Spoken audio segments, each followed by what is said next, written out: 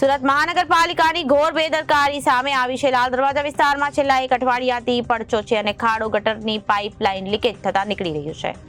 ગંદુ પાણી હોસ્પિટલ એરિયામાં છેલ્લા એક અઠવાડિયાથી રસ્તો બેરિકેડ કરી દેવાયો છે। સુરત મહાનગરપાલિકાની ઘોર બેદરકારી સામે આવી છે। લાલ દરવાજા વિસ્તારમાં છેલ્લા એક અઠવાડિયાથી પડચો છે।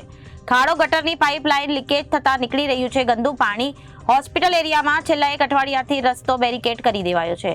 ઇમરજન્સી વખતે લોકોને હાલાકી પડી રહી છે। બસ સ્ટેશન અને રેલવે સ્ટેશન સુધી રસ્તાઓ જતા હોવાથી ટ્રાફિક જામ થયા છે।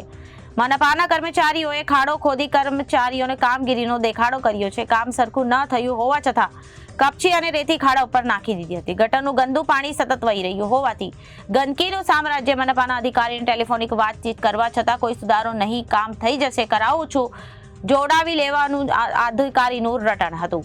મનપા અધિકારીઓની કામગીરી કરવામાં રસ નથી દેખાતું એવા દ્રશ્યો સામે આવ્યા છે। મારું નામ ભૂપેશભાઈ છે।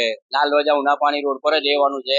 ના 1 મહિનાથી આવું છે। એકવાર આવીને જોઈ ગયા પણ બીજી વાર આવ્યા નથી ને એ કહે છે કે મોટું કામ છે તો મોટું કામ કરવા બી નથી આવ્યા ને હવે અધિકારી કોઈ આવ્યા નથી। અમે ઉપર બી કમ્પ્લેન કરી છે, ઉપર એવું કીધું છે કે આ મોટું કામ છે એના હિસાબે અટકેલું છે।